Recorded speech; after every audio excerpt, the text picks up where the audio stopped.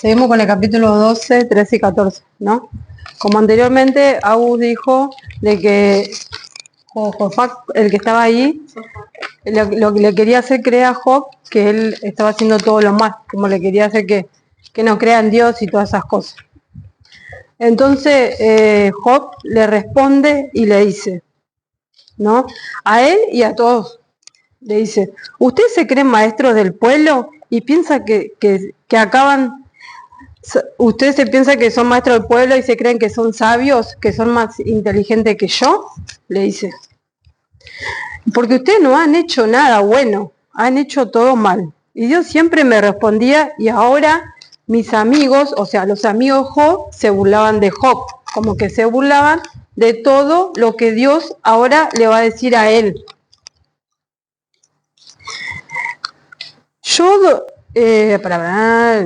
Bueno, acá. Cuando no tenía problemas, los ladrones se creen que ya dominaban a Dios. Por eso viven tranquilos, le decía. Ahora le dice, pero preguntale a las aves, a los animales, a los peces que están en el mar. Te lo van a declarar también. Ellos saben muy bien que Dios creó todo y así como lo creó, también lo puede desarmar, deshacer todo. Y así como saca los sonidos y también le da la lengua a los sabios, perdón. Los que viven muchos años cantan, ¡ay, me estoy trabando! No sé qué me pasa. Cantan sabiduría y entendimiento. Dios tiene la sabiduría y el poder. O sea, que solo Dios lo podía tener. Y nadie más que Dios. Cuando Dios derriba algo, nadie lo puede levantar. Si Dios encierra, lo puede también cerrar. En su mano está el poder y la sabiduría. El que engaña también le hace que pierda sus puestos. También acá le decía que podían perder sus puestos los jueces, los consejeros y a los reyes lo iba a sacar del lugar del trono que le habían dado. Ponen vergüenza a los fuertes y a los poderosos, le dice también. Descubre las tinieblas y las saca a luz. Multiplica las naciones y destruye también, y la dispersa y la reúne. Como que todo lo que Dios le decía, eso se iba a cumplir. Como que le estaba diciendo todo lo que iba a acontecer. El poder que tiene Dios para hacer todas esas cosas, lo que Él quiera. Le quita entendimiento a los jefes del pueblo también, para que no sepan nada y vagan sin rumbo y sin oscuridad como borrachos.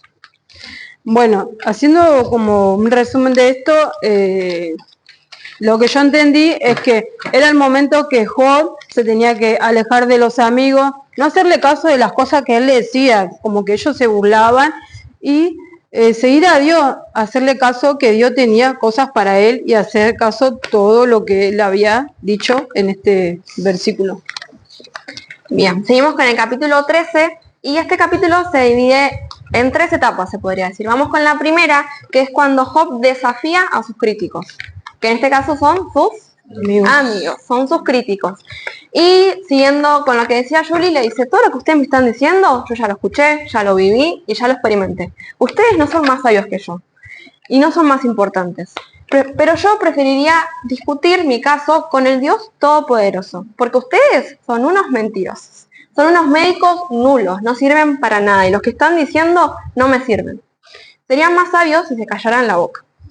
Y les dice, ¿van a mentir en nombre de Dios? ¿Ustedes creen que pueden poner argumentos falsos para Dios? ¿Dios va a necesitar que ustedes pasen por sus abogados? ¿Dios necesita abogados? Le pregunta a sus amigos.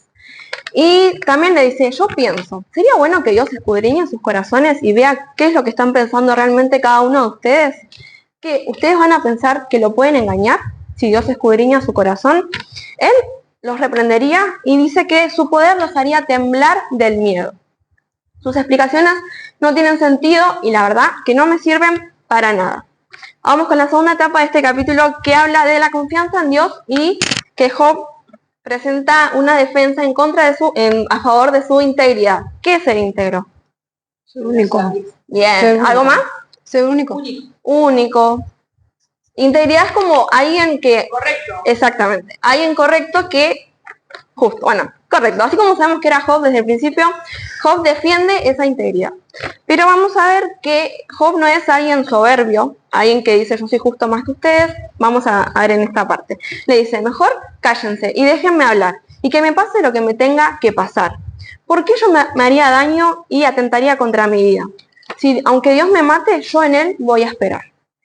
Y dice, pero voy a defender delante de su rostro, delante de su cara voy a defender mi causa, porque yo quiero defender mi integridad. Sé cómo he caminado hasta ahora y sé que no he hecho nada malo para merecer esto. Y él me salvará. Si expongo mi causa, sé que voy a ser justificado. Pero si Dios demuestra que estoy equivocado, ahí me voy a callar y me moriré. Ahí Job nos muestra de que todo lo que él tenía en ese momento era su verdad. Lo que él podía decir era la verdad, lo que él estaba experimentando y cómo él sabía que se estaba conduciendo hasta ese momento. Entonces lo único que le quedaba era hablar con Dios y exponerle estas verdades. Y ahora vamos con ya la tercera etapa de este capítulo, que es cuando él apela a Dios. Lo que Job más quería era volver con esa comunicación con Dios, esa relación con Dios que él sentía que Dios no le hablaba. Sus amigos venían y le hablaban y le hablaban y lo llenaban de cosas y él le dijo, bueno, cállense, porque yo quiero ver qué es lo que Dios me dice. Entonces ahí Job dice, Dios, solo te pido dos cosas, que no retires de mí tu mano y que tu terror no me espante. Llámame y te responderé, o si no, yo te hablo y tú me respondes, pero necesito escucharte. Y le pregunta Job a Dios, ¿cuántas iniquidades tengo? ¿Qué fue lo malo que hice para que me pase esto? Hazme entenderlas así yo sé el porqué de toda esta situación. ¿Por qué escondes tu rostro y por qué me tienes como un enemigo? ¿Por qué me persigues tanto si solamente soy como una hoja que va de acá para allá, como todos los hombres lo somos? ¿Por qué me condenas a un amargo sufrimiento y me haces cargo de los pecados de mi juventud? Acá podemos ver que Job reconocía de que como todos somos pecadores. Él no se creía justo así como con un espíritu de altivez y soberbia, sino que él sabía de que todos los hombres pecan, pero él quería saber el porqué de esta circunstancia y pensaba de que Dios le estaba dando las consecuencias por los pecados de su juventud. Termina este capítulo diciendo, en mis pies le pones cadenas, vigilas todos mis pasos. Creo que Cami había dicho también como que lo acechaba como un león. Estás ahí pendiente a cada cosa que hago, pones límites a las plantas de mis pies. Y esto se traduce bien como aquellos que le ponen a sus animales algo acá para reconocerlos cuando se van. Bueno, como eso, que Dios le ponía algo a Job para reconocer cada cosa que él haga. Y él no entendía por qué Dios estaba tan empecinado con él. Y termina este capítulo diciendo, me consumes como madera que se pudre, como un abrigo carcomido por la polilla. Seguimos con eso que está hablando Job, ¿no? Y en el capítulo 14 dice que Job reflexiona sobre la brevedad o la breve duración de la vida y el sufrimiento humano, ¿sí? Yo en esto que voy a leer usé porque capaz leen en su Biblia y dicen, no está, pero es la versión lenguaje actual y la Reina Valera actualizada 2015, ¿sí? No es la 1960. Bueno, en el primer versículo Job describe la brevedad y lo difícil que es la vida humana.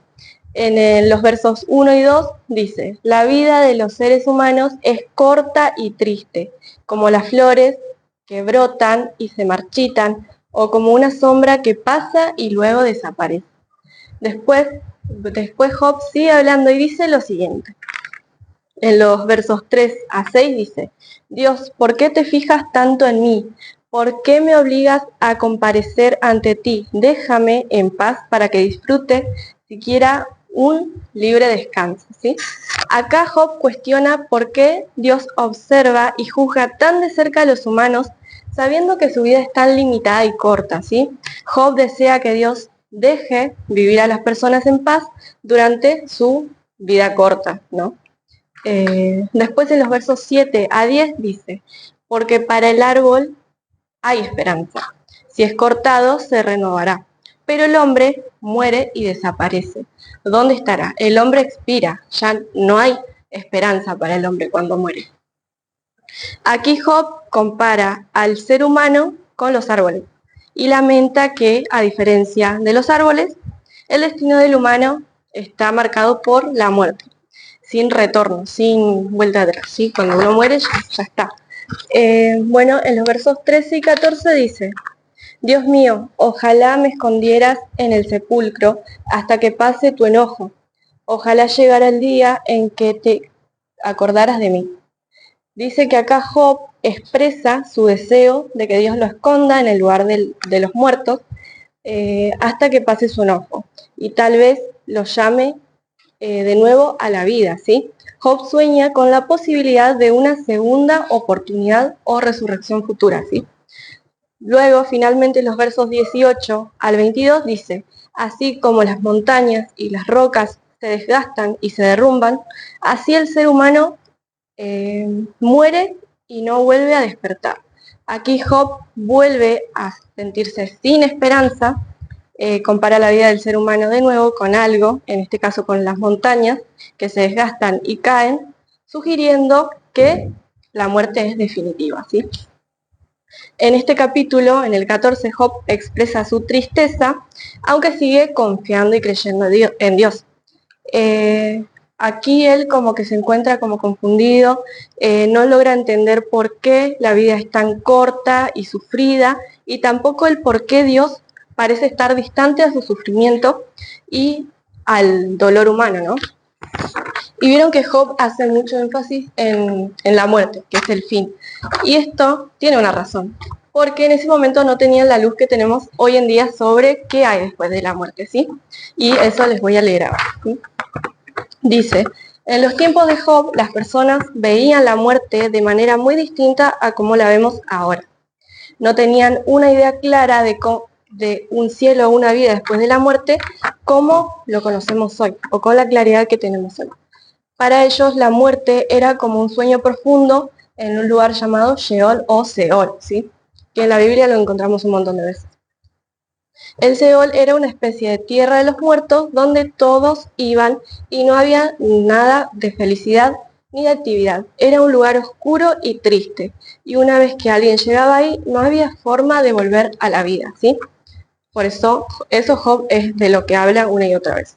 Por eso Job pensaba que cuando una persona moría ya no podía hacer nada ni disfrutar de la vida. Creía que la muerte era como una especie de punto final, sin retorno, como si todo lo que hubiera hecho o sentido ya no importara.